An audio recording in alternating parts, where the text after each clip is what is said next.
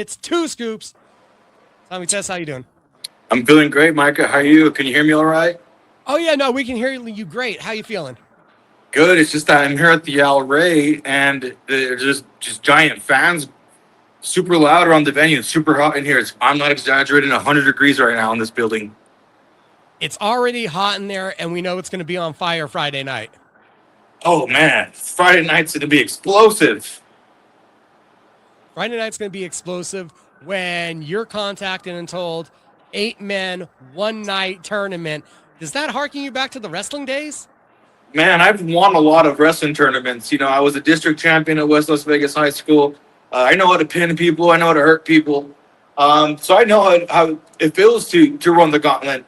I think, and I'm not trying to throw shade, but I think I'm the only wrestler in this competition that has won a real tournament in a real sport. I'm talking, I've won pool tournaments. I won Super Smash Bros. Tournaments. I won national championship rugby tournaments. So I have that edge, and I'm excited to have fun. This is a good environment.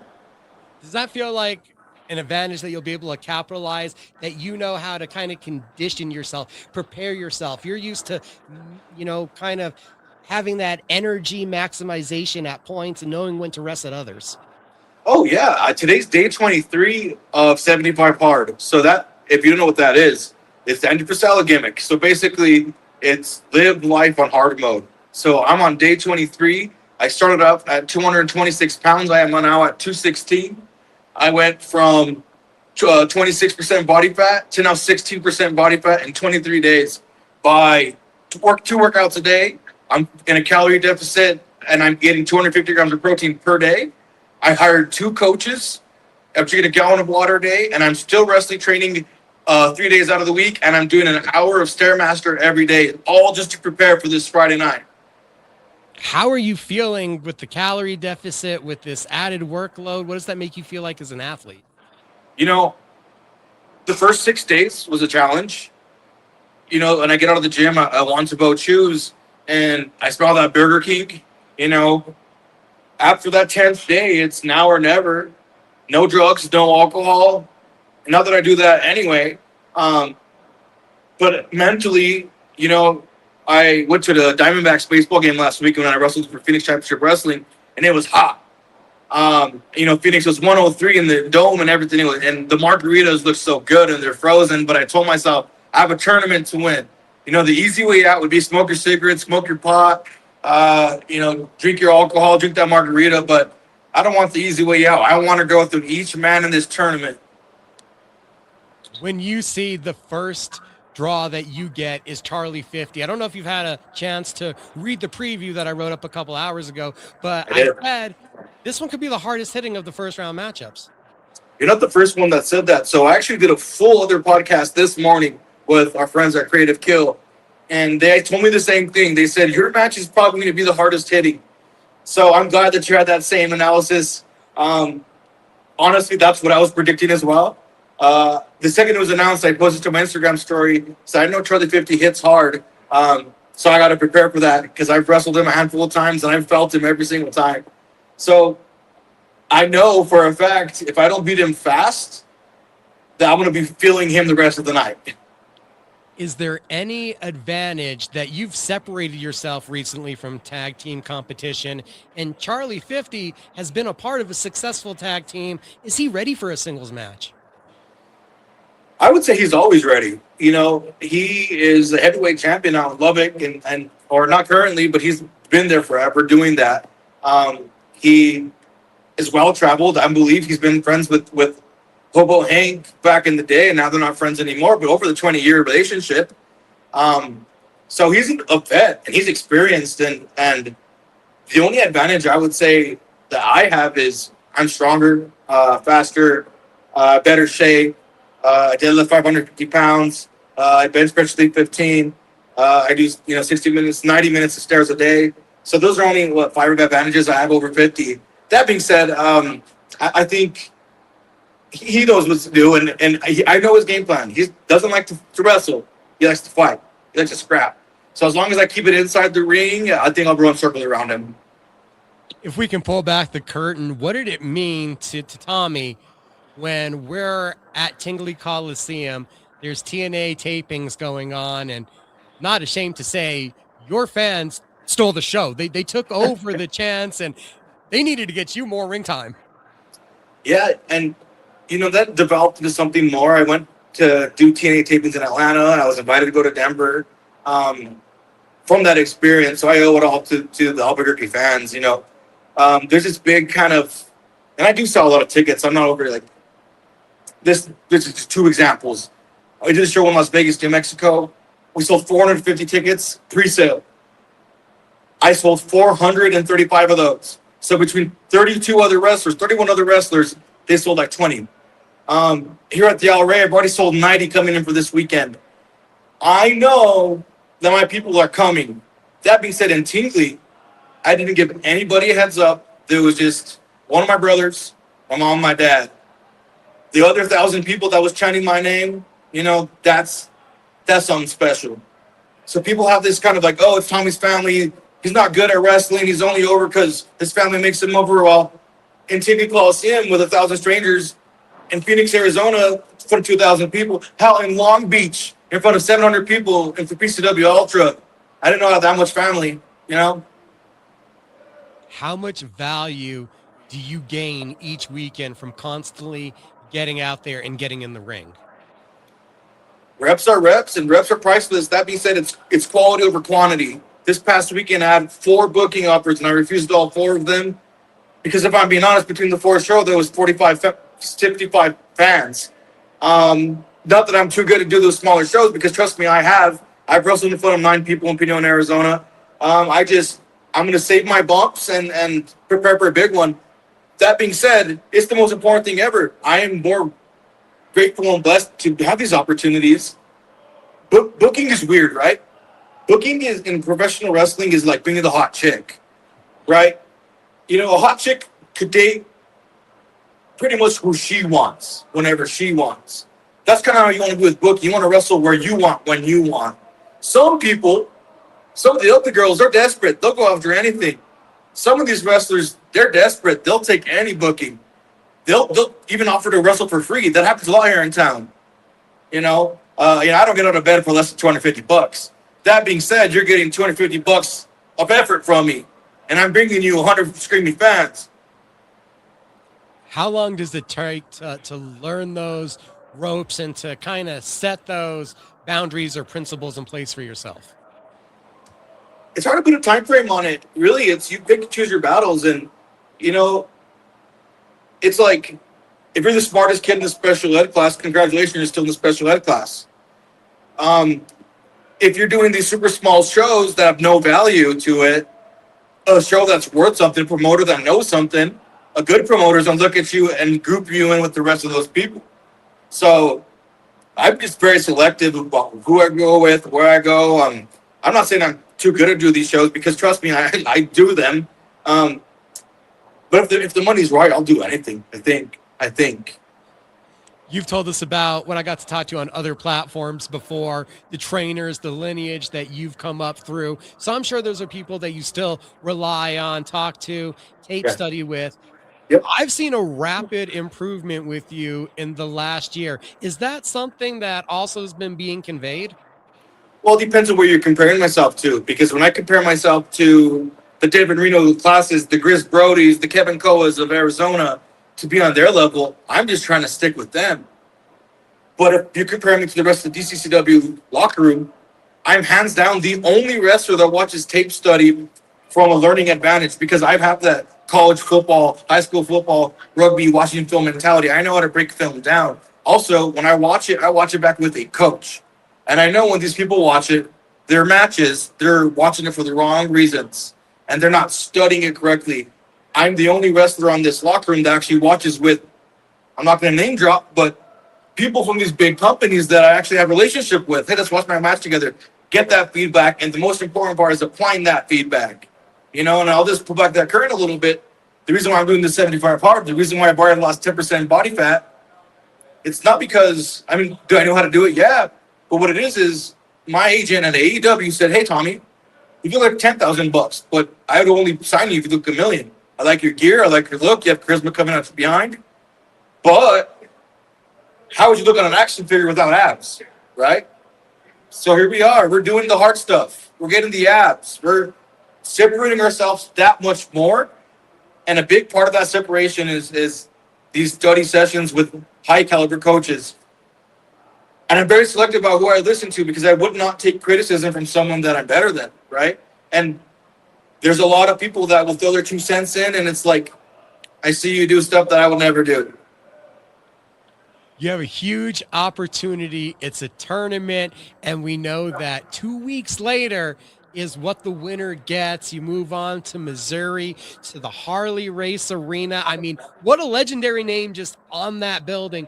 What would it mean to you to get to go represent NWA New Mexico? So much. So this is crazy how the universe works. And I probably sound arrogant saying all this, but I feel like it's my destiny. And I started here at Destiny Wrestling Organization. I used to help set up chairs for free as an 18-year-old kid. That being said, I started the 75 hard gimmick 23 days ago on a Monday. That Wednesday in Kansas City, they announced Matt Hughes will be the special guest, right? Guess what book I'm reading for 75 hard? The Matt Hughes autobiography that I started 2 days before. So you can't tell me there's no rhyme or reason. So I've been locked in for the last 23 days, reading 10 pages at a time about his story. And we have such a similar story, both heartbroken at a young age, both relied on sports. You know, the way MMA saved his life, pro wrestling saved mine. And I mean that. So I'm channeled in. I need this opportunity more than anyone else because getting on this show, representing New Mexico will not only be a dream come true because this is my home, but I think representing them on this high level is going to just only really throw me off a launching pad, man. I'm not sure if you'll agree with me or not, but emotions use energy. So I think you and Charlie also have the benefit of you guys don't like each other, but there's not a hatred. Like there's a lot of bad blood between the other three matches, things that have already happened between people. I could see spilling over and make it personal where your guys is more competitive. You know, people always say that I have this, that I'm hot-headed, and I think that's true to some degree. I just don't like disrespected because I'm disrespecting you back. And two, if you suck, I'm gonna let you know you suck because you're not gonna act like you're better than me if you can't perform at half the caliber I can. That being said, and there's some idiots out there yelling, and then I realize, and then 1 second, give me 1 We second. can barely hear them. You barely hear them? Yeah. They're being effing marks is what they're doing. I see who it is. They're being marks. They don't know better. They're just having fun. This is all game for them. They're not locked in. It's two people that are in the tournament doing this too. I'm not gonna name names, but it's Solly Taylor and Turbo Tony.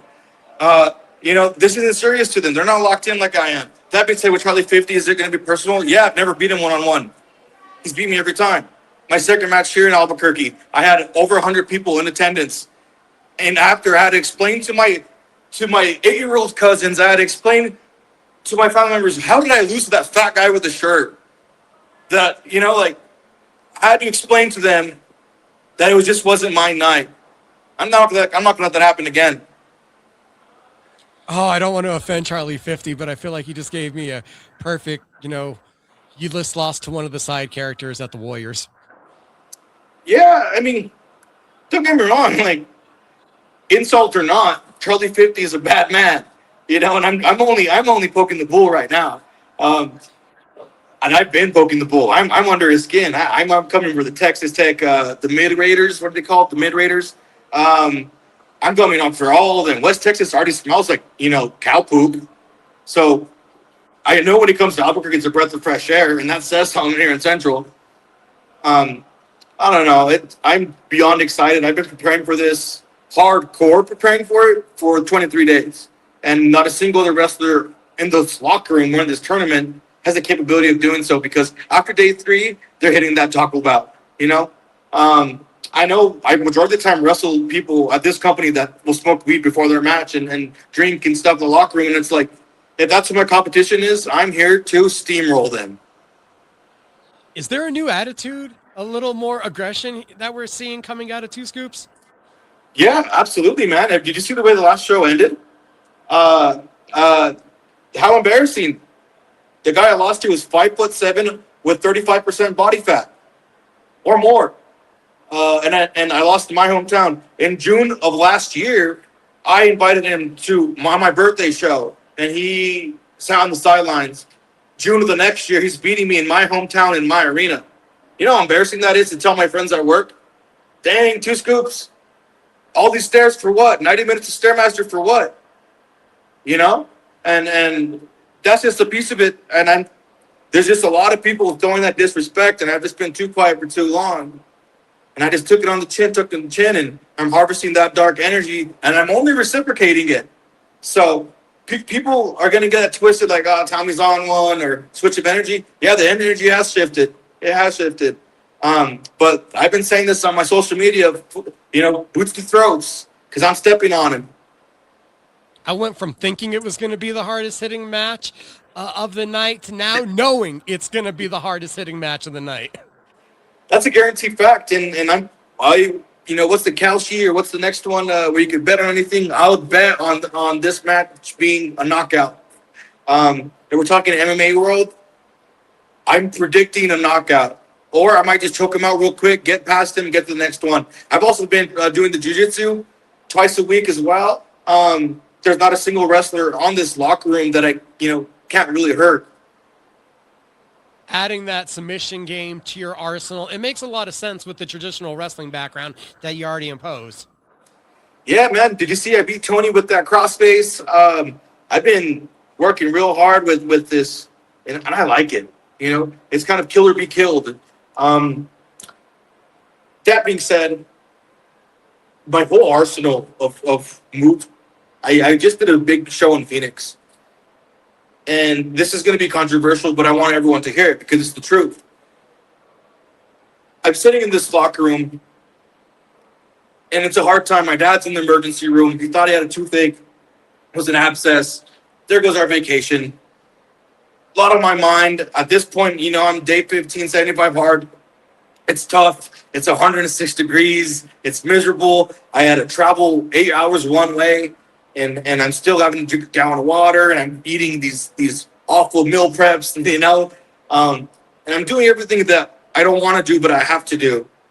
And then the bracket got announced on social media, and I'm sitting in the locker room with all my peers, my respected peers, wrestlers that I would take feedback from, wrestlers that I do take feedback from. And they said, Tommy, look at this tournament. If you can't win this tournament, you should quit. 85% of them are fat guys that wear shirts in the ring. And the other one is Tony, who you just beat. So if I can't win this tournament, I legitimately suck. And then we're turning it up even more. We're doing 95 hard, 100 hard. We're not stopping. Got to also turn it to social media. A lot of talk recently about your likeness to Samoa Joe, being kind of likened to one of the greats. How has that felt? Dude, that was literally the first thing that Creative Kill said this morning. I get this weekly. It's the biggest compliment ever, and it's been no secret. I have my Mount Rushmore. It's Tommy Dreamer, Samoa Joe, Kurt Angle, Batista. So Samoa Joe has always been my GOAT, and give that man his flowers. Every time I've been around him, he's just the definition of aura. He's everything I aspire to be in the world of professional wrestling, inside and outside of the ring.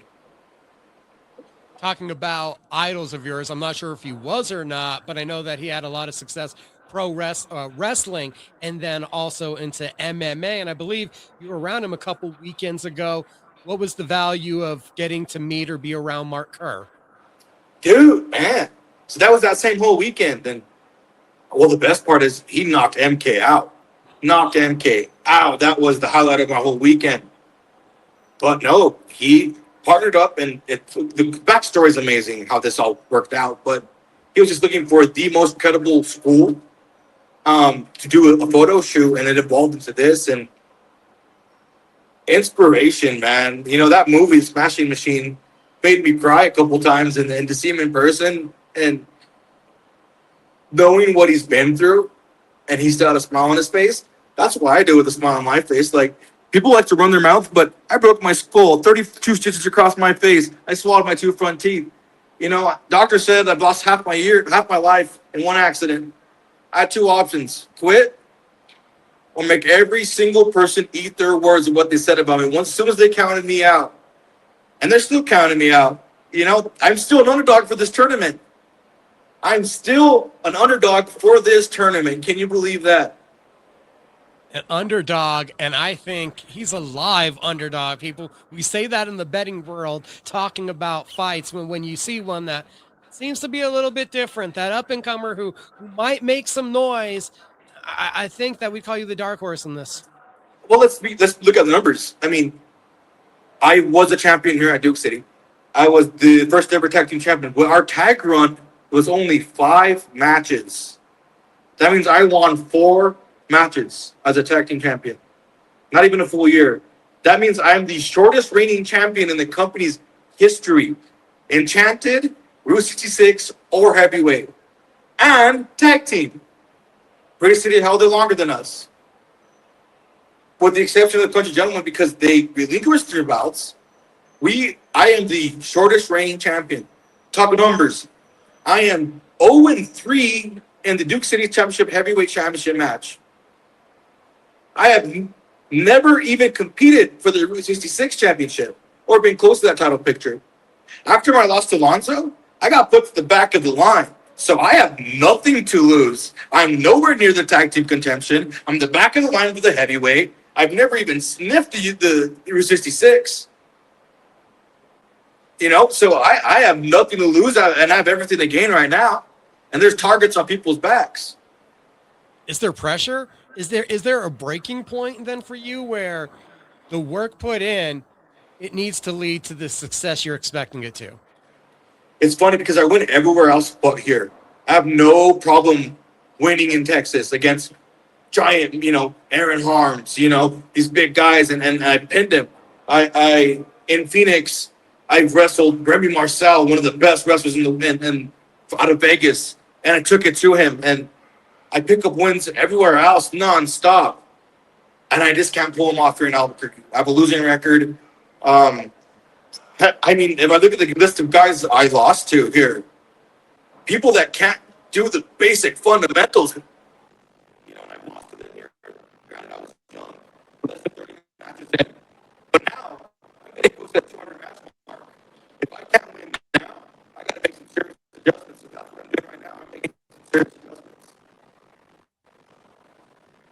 Unfortunately, Tommy, I think the weather's hitting because we were just losing you on that last answer. You were cutting out. I understand that if you lose here, there's some major adjustments that have to be made. You are not playing games.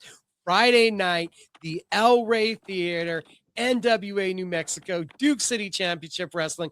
It's the Territoy Trials. The quarterfinals are going to be incredible. Tickets are on sale at Hold My Ticket.